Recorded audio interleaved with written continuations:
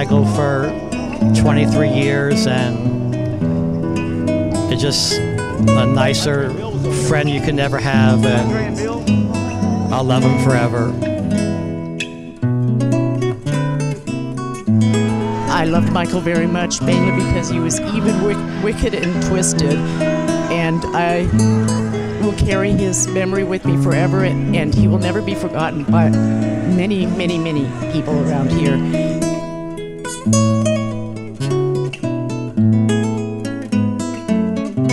Oh, the Bingo Bunny and the Bingo Days.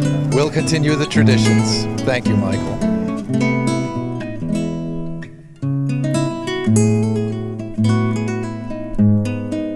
Oh, 68, you do me, and I owe you one, Michael.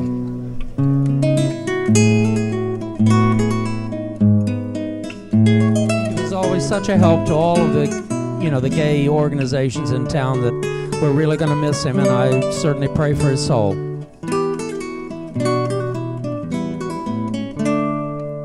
He's been always a very good advocate for the gay rights, and he will be missed.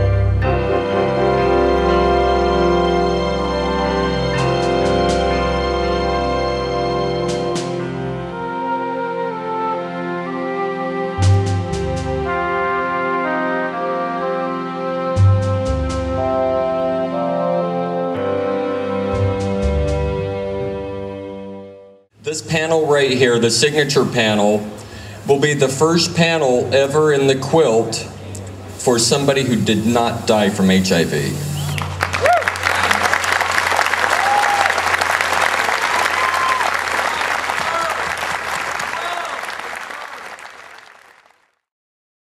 My name is Scott Fox, Executive Director of Compass. Thank you all for staying for this tribute to Michael Brown.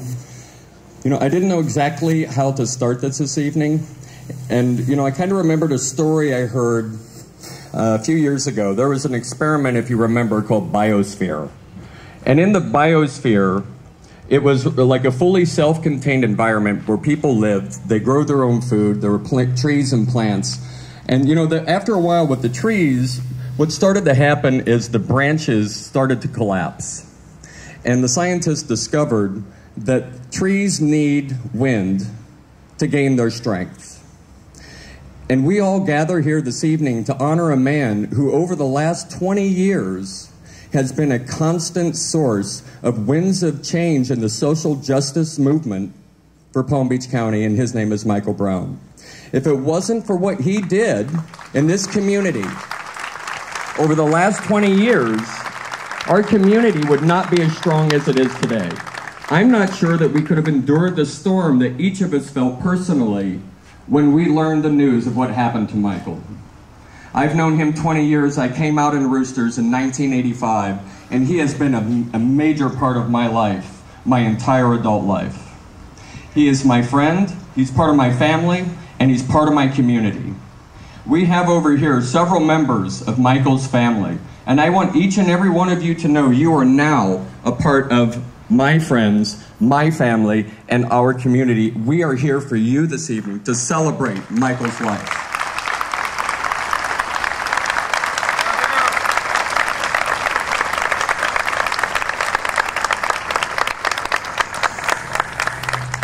Michael was a bit of a quiet warrior in the social justice movement. There are several people going to speak this evening from organizations that he supported. Who we have coming up next is Paul Whiting. He's the minister from the Metropolitan Community Church. As you know, Michael donated, through Roosters, he donated many hundreds of thousands of dollars over 20 years to help everybody in this community. I'd like to invite to the stage now Mr. Paul Whiting.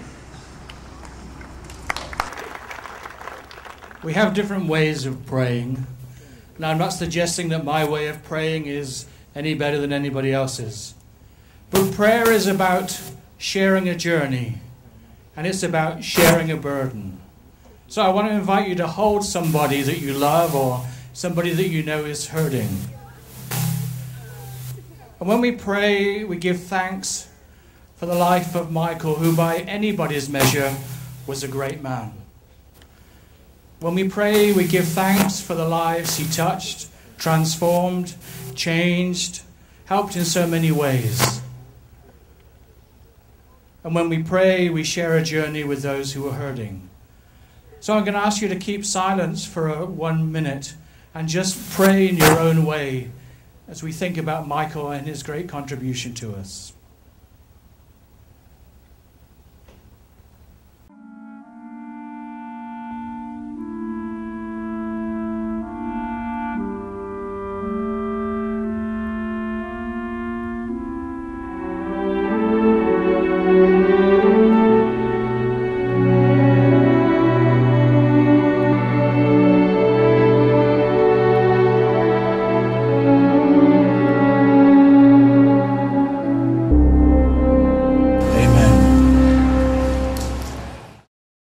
For 10 years, I've been talking about a community center like it was a building.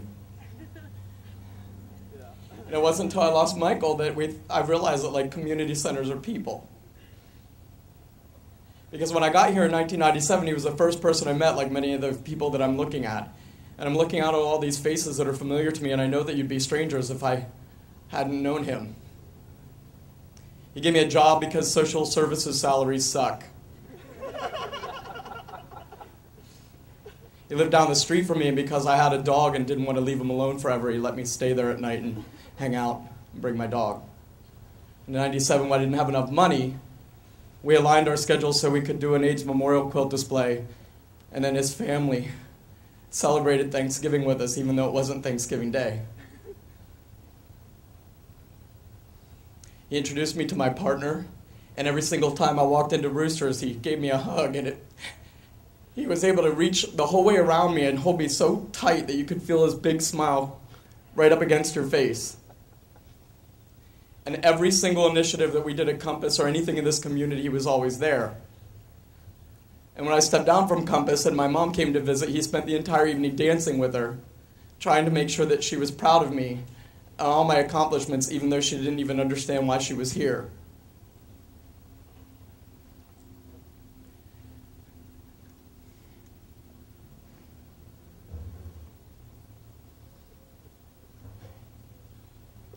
It's weird what brings us to this moment right now, because there wouldn't be a Pride Festival if it weren't for Michael.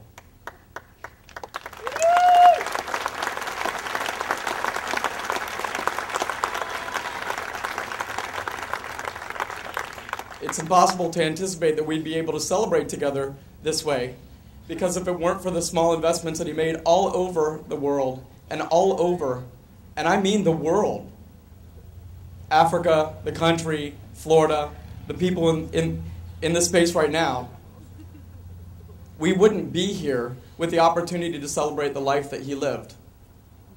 So I'm going to celebrate his life by being very honest about something I wasn't sure I'd have the courage to do up here. Michael had a really great basil brownie recipe.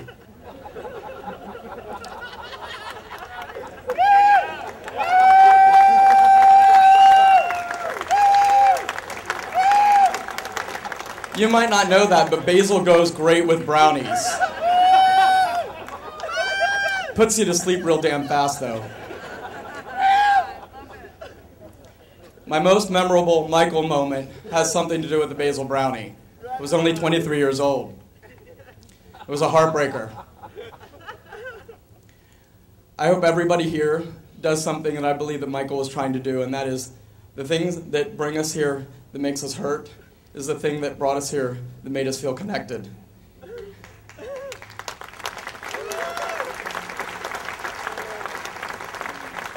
And because Michael's not with us anymore, everybody's going to have to work about 10 times as hard to make sure that that doesn't go away. Thank you. I love all you.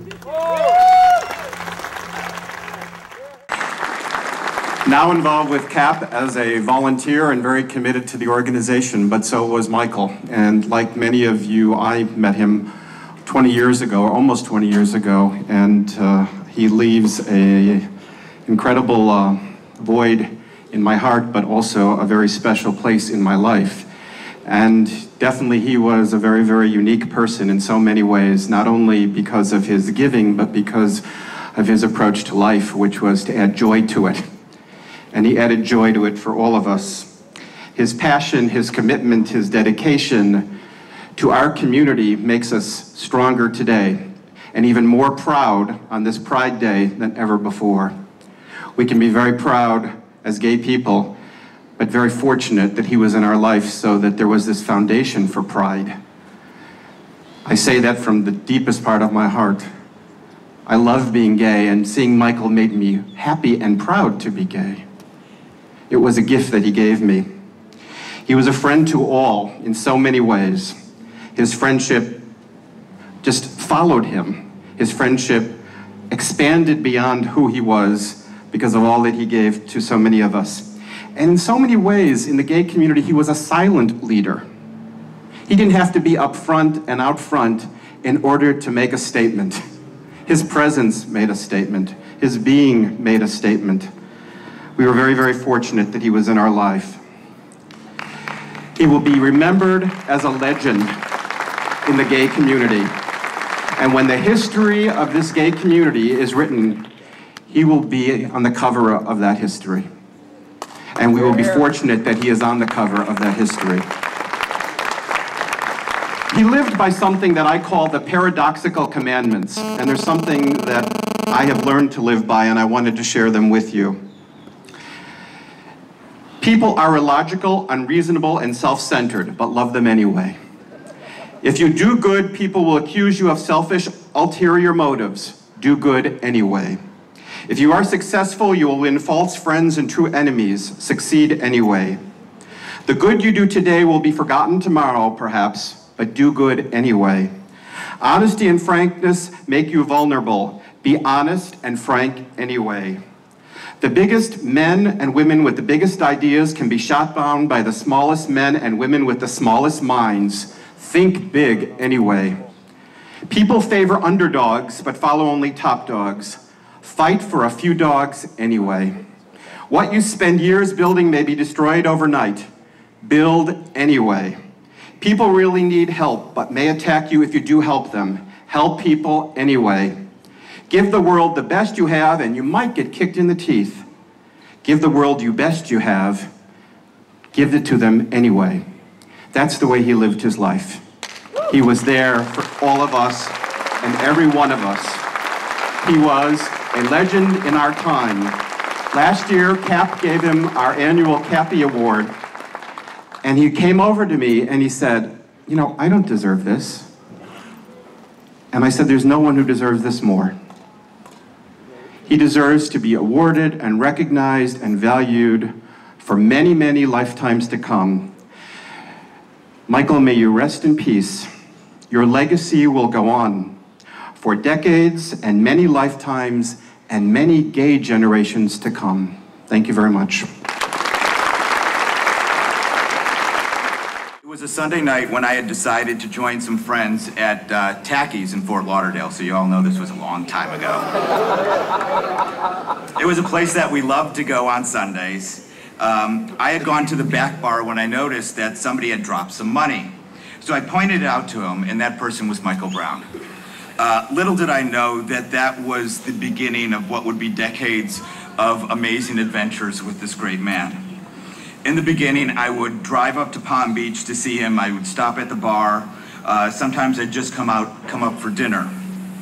Shortly after we had met, things started to change for a lot of us. It was the mid-'80s, and friends started to become sick. Our priorities changed, people changed.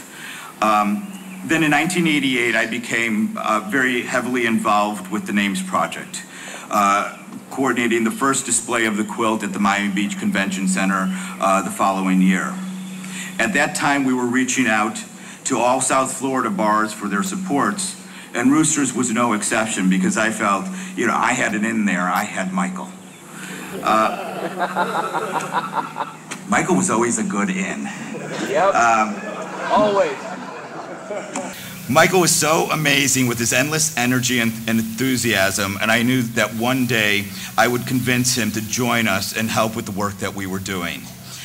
Well, it wasn't long before I drafted Michael, and before he knew it, he was on a plane out to LA to become trained as a quilt display coordinator by Marcel Miranda, who is a longtime Names Project staff member. Michael was part of the very first group of volunteers that we trained as QDCs. So after that, there was no stopping Michael. We did countless displays all over the US, and whenever I got a call for a display, I would always make sure that Michael was available so we could do it together. And this didn't even include the ones that we did back here in South Florida, including the ones in Palm Beach. Then there was Washington, which was always the most difficult, the most rewarding, and the most amazing displays that we would ever do. Michael was there with me for every one of them. When it was time to pick a committee for coordinating that display we started in '95, I called Michael and asked if he would do it with me. And of course he had said yes. So I had called a couple of people just to try to get some sort of idea of memories of Michael at this display. And I remember this one moment when, in 1996, Michael had a tendency to confiscate every golf cart that we had. And if it had keys in it, Michael was in it racing around the displays. We're not quite sure what he was doing, but he would do that. So I remember one day in '96, Michael's racing up the National Mall in his golf cart with a huge smile on his face. Is the mic back? The sound man told me to move it closer. Okay, thank you. Sorry. With a huge smile on his face, and the volunteer turned to me saying, "He's up to something." Well, Michael was always up to something. And later on, I would hear about those stories when we would sit up at our hotel room giggling like 12-year-old schoolgirls at a slumber party. During the '96 display, I had told Michael my decision to leave Florida and that I would be moving to California, assuring him that this was not the end of our adventures, and despite the fact that I was leaving, that we would still be together. A short time later, I called Michael and asked if he was ready for another round. I told him, be prepared and make sure you have a passport. A couple weeks later, I called Michael and I told him we're going to Africa. We set off to South Africa for the World Conference of Religions for Peace. We were part of a small group of Names Project volunteers to organize quilt displays at the conference, which is held every 5 years at various locations around the world. The trip to Africa was an adventure in itself. When we had decided that on the way there to meet some friends for lunch in London because the layover was so long. Well, as it would happen, with Michael being at lunch and we were drinking, which I know is another complete shocker, we were completely drunk and we were very late getting back to the airport. And in fact, when we got back to the airport, our flight to Cape Town had already closed. But I thought, we don't have a problem, I have Michael Brown.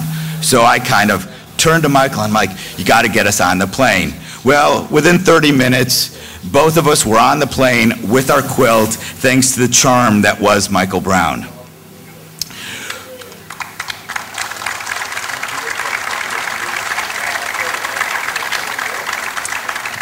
We always had an amazing time together, but Africa was different. I would sit and watch Michael while he would sit in an old soccer field in one of the townships, teaching all the local children to speak English, and he would always teach them the thumbs up. So they would follow him around like he was the great Pied Piper of Cape Town, and they called him Uncle Mikey, and they would turn to him and they would be, Uncle Mikey, thumbs up. And this was kind of his trademark. It was the kids. The kids just loved him. I would tell Michael is that's when my invisibility cloak would come on, because people would come towards us and go right past me straight to Michael like I didn't even exist, and it was amazing.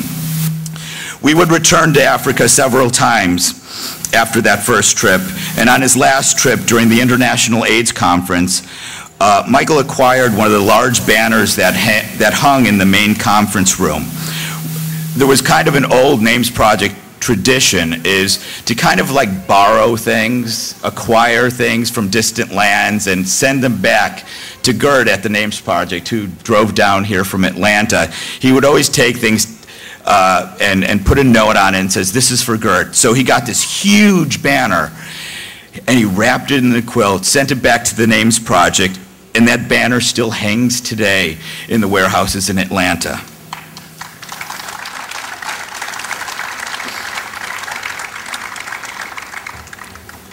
And the last quilt display that we did together was a return back to Washington in 2004.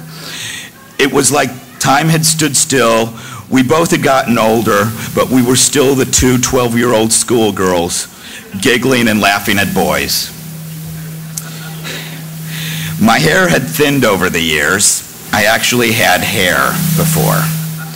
And that weekend, Michael had decided that he would teach me how to shave my head. The photo on the signature square was taken the following day, as Michael and I were so proud of comparing our very freshly shaven heads. These are a fraction of the lives and times that we shared together as best friends, as brothers, closer than two people could ever be. What is amazing is all of this existed almost entirely out of West Palm Beach. We had a life together that existed away from this community. I was very lucky to be able to have that time with him, to have the eternal commitment that we would always be there for each other. We had made a promise together forever. I am here today to let you know that this man touched hearts in faraway places, and I know I was there to see the magic that is Michael Brown. Lala was a person of Palm Beach, but outside here, he was just Michael Brown. He was Uncle Mikey. He is part of the Names Project family and will always be our greatest volunteer.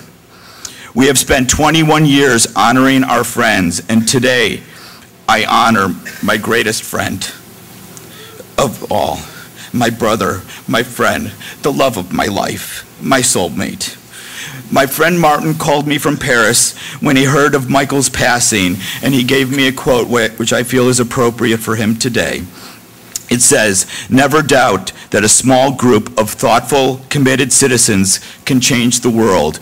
Indeed, it is the only thing that ever has." Michael Brown was one of those committed citizens, and I stand here to tell you that he indeed changed the world.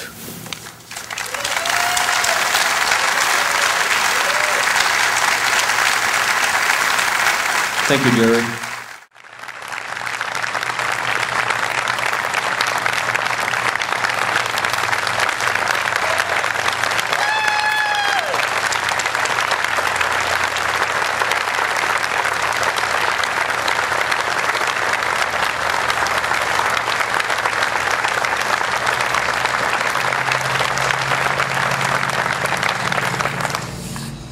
This isn't going to be easy, so please bear with me.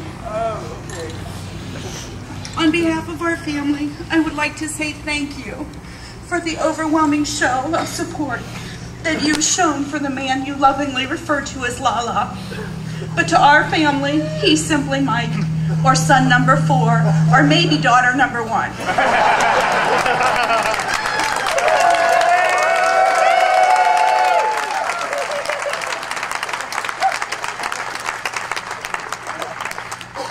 Just looking out here today, I am simply overwhelmed by the number of hearts that were touched by this spirit, by this big man with this big heart. I am proud of the man we honor today. I know that in my heart it would be his wish that this is a celebration, not the end, at the end of the period, at the end of his life. Thus the bubbles.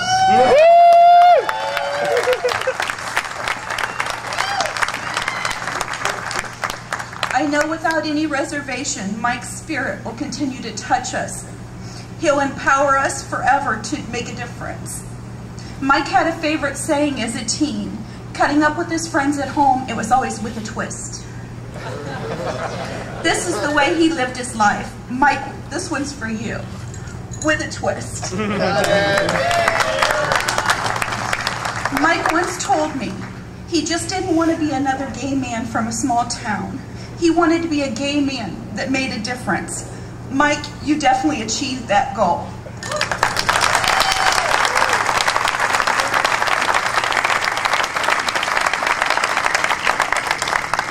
You make your family proud to call you son, to call you brother, to call you uncle, but most of all, friend. Any of you who knew Michael knew he hated to say goodbye. He just couldn't do it. So in true Lala fashion, I refuse to say goodbye, because you can never say goodbye to his legacy, because it will live forever.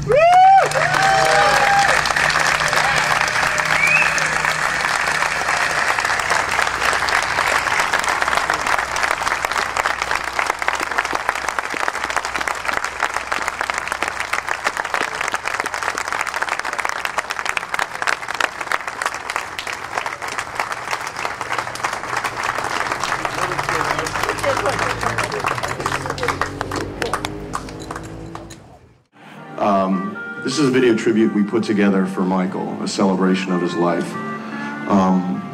And obviously we're having this memorial service videotaped as well. And to honor his parents who could not be here, but certainly his siblings are here. Becky, Stephen, and Don, and Marianne, thank you so much. I hope that we were able, as a community, to show you how much Michael was loved. He wasn't just wasn't just a gay man. He was a special man. And hopefully in Ohio, when they see this, they'll realize that how special Michael was to all of us. You know, when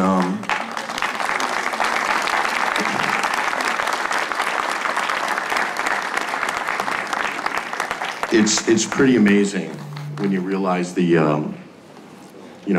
depth of Michael's, of what he's done for all of us. And the fact that this quilt, this panel for this quilt, is going to be the first time that a person that did not die of HIV or AIDS is going to have a panel in the quilt. And that's because Michael's a special person.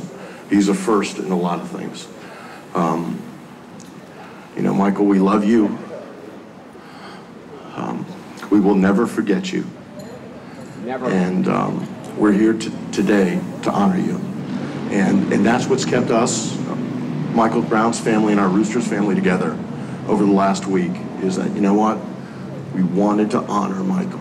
You know, and that's what kept us solid, is that we wanted to honor Michael, as Michael has honored us every day of his life.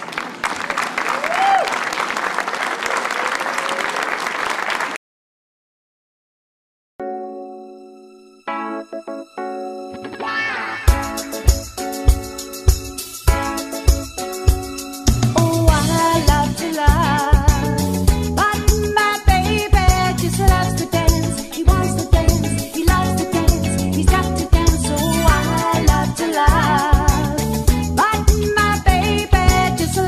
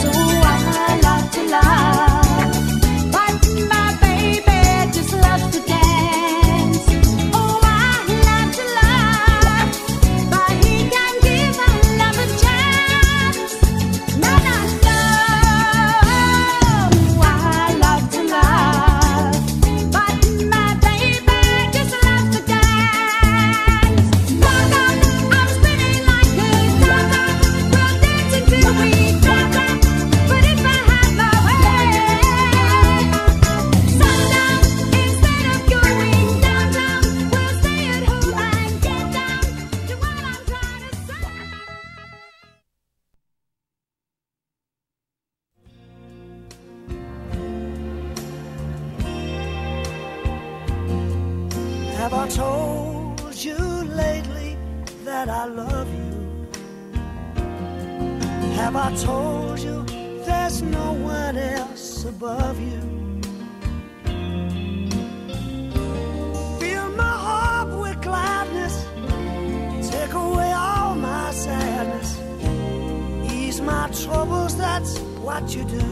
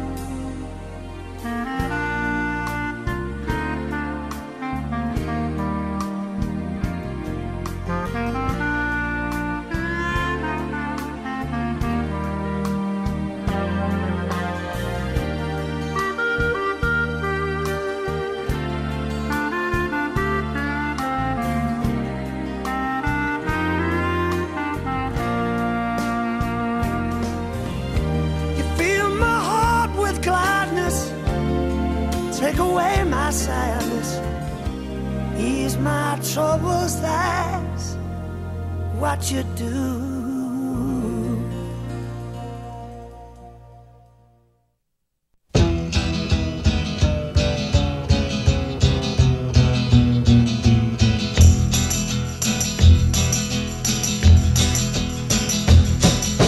You keep saying you got something for me, something you call love, but confess you've been a messin' where you shouldn't have been a messin', and now someone else is getting all your best. These boots are made for walking, and that's just what they'll do. One of these days these boots are gonna walk all over you.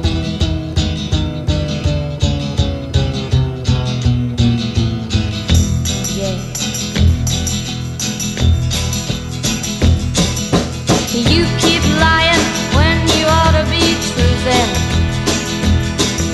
and you keep losing when you ought to not bet. You keep saying when you ought to be a-changing. Now what's right is right, but you ain't been right yet. These boots are made for walking, and that's just what they'll do. One of these days these boots are gonna walk all over you.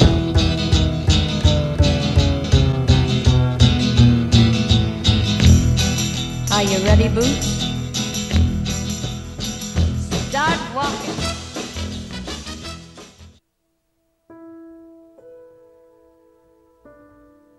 I will remember you.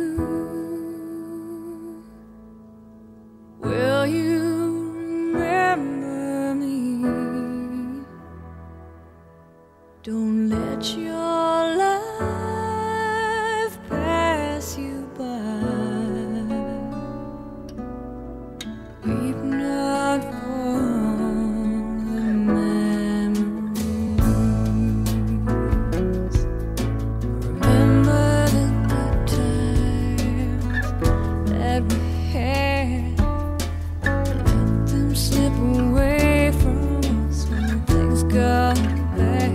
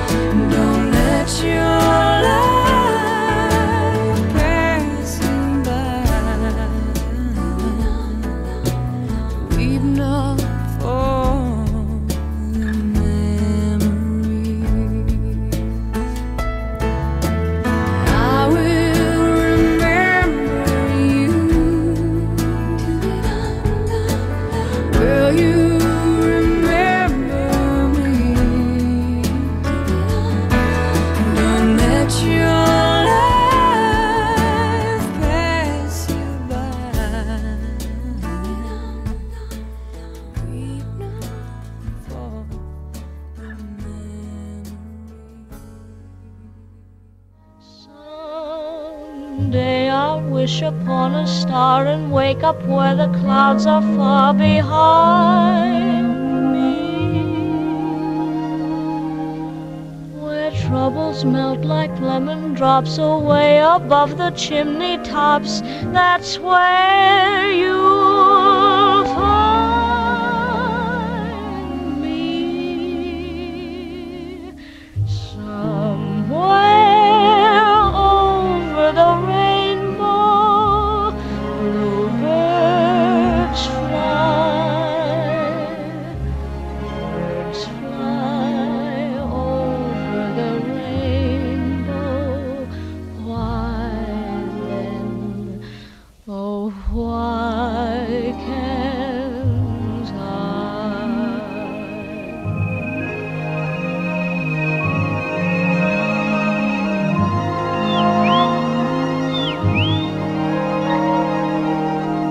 If happy little bluebirds fly beyond the rainbow, why, oh why can't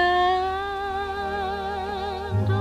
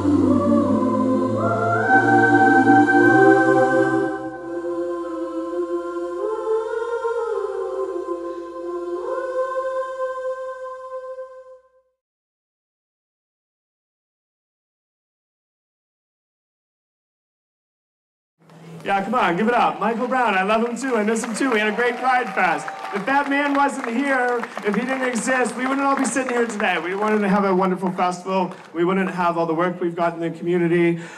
We wouldn't have a community center like we have now. You know, I know many people have known Michael Brown many more years than me. I've known him for 8 years working in the community. And I'll share with you, I'll be the first one to speak and say, the last time I spoke to Michael, I was thanking him for a donation, and that's the honest God truth. I had popped in the bar, and he had dropped his donation and sponsorship for Pride Fest, and that was the last time I saw him. And I was with Tony and Jamie when we heard the news, and the first thing I said was no. I don't want it to be. I don't want it to know. So anyway, it's been a really tough week. We've had a lot of media here. We've had a lot of people come out. We've had a lot of people share, you know, we miss him. We miss Lala. So anyway, all right, I've been on the stage way too much this weekend. I just want to say thank you all. I miss you, Lala. Thank you very much for, you know, bringing this community together and doing what you have to do. All right? I'm going to pass the microphone. Thank you. I met Lala when I was 17 years old. He was the bartender that was the only one that would let me into a bar at 17 years old. And I continued to frequent that establishment and still have 20 plus years later. And I thank him for that. I thank him for his friendship, his insight, his kindness, and I thank him for being Lala. And my heartfelt sympathies and condolences to every single one of you, because he made a difference in all of our lives. Hi, I'm Wayne Whitson, and I've known Michael for over 20 years. In addition to all of the thousands of dollars and hundreds of and thousands of hours of time he donated to CAP and to Compass and to the Names Project, and he was also a little bit politically involved. A lot of people that don't know about this, that have moved here in the last 10 years or so, we had a human rights ordinance passed here in the city of West Palm Beach, non-discrimination based on sexual orientation. And it was approved unanimously except one commissioner voted against it. And that one commissioner decided she was going to start a voter referendum to put our rights to a popular vote. And Michael and Bill Capozzi, the first owner of Roosters, they were outraged because this city commissioner, former city commissioner, had campaigned in Roosters several times trying to raise money and raise votes. Anyway, Michael and Bill, they got the word out among the community that our rights were under assault. And fortunately, we were able to beat back the petition drive, and we still have our human rights ordinance in West Palm Beach.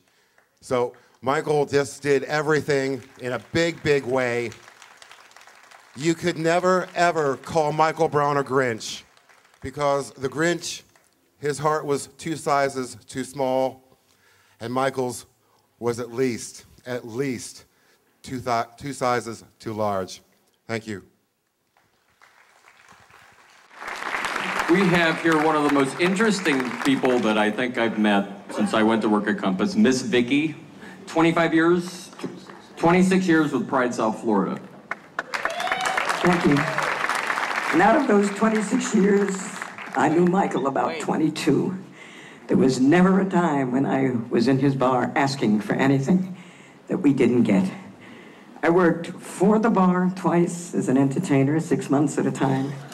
I worked with him at benefits. We had him, he was always down at our Pride. And we will certainly, which Pride is in 2 weeks, have another memorial section for Michael, because he was a friend to all of us. And I worked many benefits with him. And looking down, Michael, look what's here. It's wonderful. A great turnout. Your family has to know how much you are loved. And he will be missed. Thank you. You all know Michael's love for bingo. Oh, yeah. So how Michael and I kind of got through everything was really through laughter. We tried to make the best of a horrible situation, which was every display, dealing with families and dealing with the grief that is the Names Project. So our way to kind of deal with all that was through laughter. And so Mike decided what he would create was what we called Quilt Bingo. And what Quilt Bingo was, every display that we had set up was on a grid system, which back in San Francisco at the time we would set up, and it would be A1 through A whatever it was, depending on the size of the display. So what would happen is we'd all have our maps, and then we'd get a call on the radio and somebody would say B7. And so we'd all go over to B7, and that's because Michael decided that he saw a visitor that was cute. And in every display, we had different ways of how we could change the game, and it was just our way of kind of dealing with it. And I remember one time at the Miami Beach Convention Center, they had these windows up top in these offices. So what we did was we made these big placards with the letters and the numbers on them. So all of a sudden, you just look up and somebody's in the window, B9. There goes Michael running over to B9 to see who was over there. So it was just the countless number of things that we just would do And it was also kind of to engage the volunteer, to get past the sorrow, to get past the grief, and to laugh a little again. You know, because as you all know, Michael was about laughter, and that's what he brought to our organization. He is our family. He is Names Project. He is as much staff as anybody that was ever on payroll.